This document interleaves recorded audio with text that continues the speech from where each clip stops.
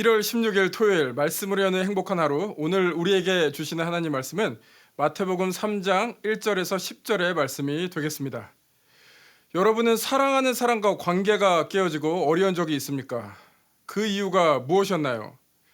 여러 가지 이유 중에 오늘 이 이유를 말씀드리고 싶습니다. 그 사람을 나의 소유물처럼 취급하지는 않았나요? 내 남편을, 내 아내를, 내 자녀를, 내 친구를 내가 소유했다고 생각하니 그 관계에서 내가 왕이 됩니다. 요즘 말로 하면은 갑이 되는 거죠. 그래서 내 마음대로 합니다. 갑질을 합니다. 상대편의 마음은 안중에도 없이 그냥 내 뜻대로 모든 것을 주관합니다. 내가 상대편에게 해야 할 책임을 다하지 않고 그 사람을 통해 나의 필요만 채우려 합니다. 하나님과의 관계도 그렇습니다. 여러분은 하나님을 마치 자신의 소유물처럼 생각하진 않았습니까?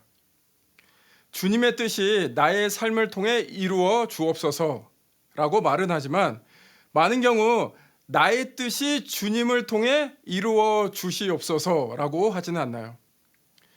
그러한 저와 여러분에게, 우리에게 오늘 말씀을 통해 하나님께서 말씀하십니다. 회개하라고요. 그럼 오늘 본문으로 들어갑니다. 먼저 1절부터 2절 읽겠습니다. 그때 세례 요한이 이르러 유대 광야에서 전파하여 말하되 회개하라 천국이 가까워 왔느니라 하였으니, 세례 요한이 외치는 소리로 1절을 시작합니다. 그 시기가 언제입니까? 그때라고 나와 있습니다. 그때라는 것은 하나님에 따르는 것입니다. 인간이 만들어낸 시간이 아니라 하나님이 정한 때입니다. 많은 경우 우리는 우리의 때에 우리의 방법으로 우리의 뜻이 이루어지기를 원합니다. 그렇게 되지 않으면 괴로워합니다. 그러나 하나님은 하나님의 때에 하나님의 방법으로 하나님의 뜻을 이루고 우리를 이끌고 가십니다. 하나님이 주권자이시기 때문입니다. 하나님은 우리가 좌지우지할 수 있고 그리고 우리 손안에 있는 소유물이 아닙니다. 그래서 본문으로 돌아가서 그때 세례 요한이 외치는 메시지가 무엇인가요? 그 내용은 천국이 가까웠다라는 것입니다. 천국, 풀어서 얘기하면 하나님의 나라, the kingdom of God 이죠. 이것은 하나님의 통치하심, 하나님의 다스리심을 나타납니다. 더 구체적으로 이 다스리는 존재가 누구인지 3절을 읽겠습니다. 그는 선지자 이사야를 통하여 말씀하신 자라. 일러스되 광야에 외치는 자의 소리가 있어 이르되 너희는 주의 길을 준비하라. 그가 오실 길을 곧게 하라 하였느니라. 선지자 이사야를 통해서 말씀하신 예수 그리스도이죠. 예수 그리스도가 통치하신다. 예수 그리스도가 다스리신다. 세례 요한이 외칩니다. 그래서 이때 우리가 해야 될 일은 무엇인가요? 2절에서 나온 회개입니다. 이곳에서 이 본문에서 회개는 단지 잘못한 것을 일일이 고백하는 것, 그런 것 이상입니다. 그런 것을 넘어서 회개란 하나님과의 바른 관계를 성립한다는 것입니다. 하나님과 바른 관계로 들어간다는 뜻입니다. 그것은 내가 하나님을 소유하듯 살아가는 것이 아니라 내가 하나님의 소유이다라고 인정하며 살아가는 것이죠. 그 회개의 메시지를 듣고 오늘 본문에서 많은 사람들이 세례 요한에게 나아옵니다. 5절, 6절을 읽어보겠습니다. 이때 예루살렘과 온 유대와 요단강 사방에서 다 그에게 나아 자기들의 죄를 자복하고 요단강에서 그에게 세례를 받더니, 그들이 진정으로 그들의 죄를 인정하고 자복하고 회개하며 세례를 받습니다. 그 반면에 세례 요한의 메시지에 반응은 하지만 진정한 회개를 하지 않는 사람들도 나옵니다. 제가 7절을 읽겠습니다. 요한이 많은 바리새인들과 사두개인들이 세례 베푸는 대로 오는 것을 보고 이르되 독사의 자식들아, 누가 너희를 가르쳐 임박한 진노를 피하라 하더냐. 진정한 회개를 하지 않는 사람들은 사두개인들과 바리새인들입니다. 그들을 향해서 세례 요한이 아주 맹렬하게 질책을 합니다. 그들은 왜 질책을 받나요? 9절에 나와 있습니다.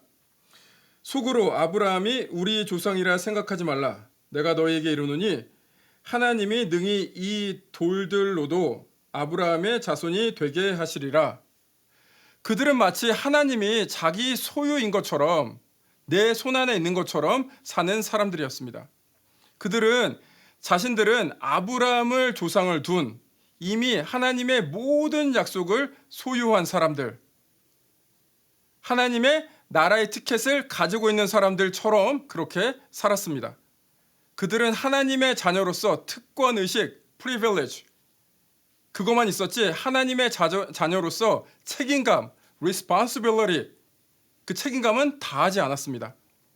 그러한 그들에게 8절과 10절에서 세례 요한이 이렇게 얘기를 합니다. 제가 8절, 10절 읽겠습니다.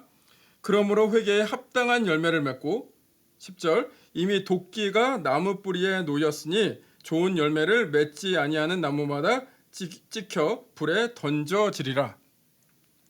하나님의 자녀로서 책임을 다하라 라고 하죠. 열매를 맺지 않는 너희의 그 뿌리 자체가 잘못되었다라고 그렇게 질책을 하는 것이죠. 너희가 주인이 아니라 하나님이 주인이시다. 그것이 너희 뿌리여야 하는데 그 뿌리가 잘못되었다.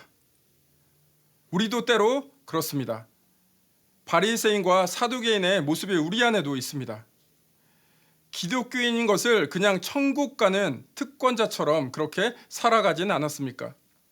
우리가 기독교인으로서 크리스천으로서 우리의 책임은 다하지 않고 나는 세상 사람들과 달라, 나는 구원받은 사람이야, 나는 특별한 사람이야, 그 특권의식에 사로잡혀서 마치 하나님을 소유한 것처럼 그렇게 살아가고 있지는 않습니까? 오늘 본문을 살펴봤습니다. 이제 이 본문의 말씀을 우리의 삶에 적용합니다. 회개하십시오. 이제 하나님과 바른 관계를 가지시기 바랍니다. 우리는 하나님을 소유하고 있지 않습니다. 우리가 하나님의 소유입니다. 그런 맥락에서 2021년 이제 1월 중반을 지나가고 있는데요. 진정한 회개로 나가시면서 이 두 가지 실천하시면 어떨까요? 첫 번째는 2021년에는 하나님이 나에게 어떤 마음의 감동을 주시는 일에 전적으로 순종하겠다. 이런 실천을 하면 어떠실까요? 나는 하나님이 것이기 때문에 하나님이 이끄는 대로 가는 그런 믿음의 결단을 해보시면 어떨까요? 두 번째는 좌절하지 않겠다. 이 결심을 하면 어떨까요? 우리의 삶이 조금만 흐트러져도 조금만 힘들어도 하나님을 놓아버립니다. 나는 이래서 안 돼. 하나님께 죄송해. 여러분이 하나님을 소유하고 있지 않다니까요. 여러분은 하나님의 것이니까요. 하나님은 여러분을 절대 놓지 않으십니다. 오늘 무너졌습니까? 내일 일어나면 됩니다. 지금 무너졌습니까? 다시 일어나면 됩니다. 하나님은 늘 거기 계십니다. 우리만 하나님을 다시 붙잡으면 됩니다. 하나님한테 다시 내 곁으로 와주세요. 말씀 안 하셔도 됩니다. 할 필요가 없습니다. 하나님 주인 삼고 어떠한 상황에서도 하나님을 붙잡고 가는 것, 그것이 하나님과의 올바른 관계입니다. 그것이 회개입니다. 오늘 회개의 삶으로 한 발짝 뛰시는 여러분들, 주님의 귀한 여러분들, 주님의 이름으로 축복합니다. 응원합니다. 기도하겠습니다. 주님, 이 시간 다시 한번 주님만을 바라보며 주님만이 우리의 주인이심을 고백합니다. 주님께서 이끄신 대로 가겠습니다. 순종하겠습니다.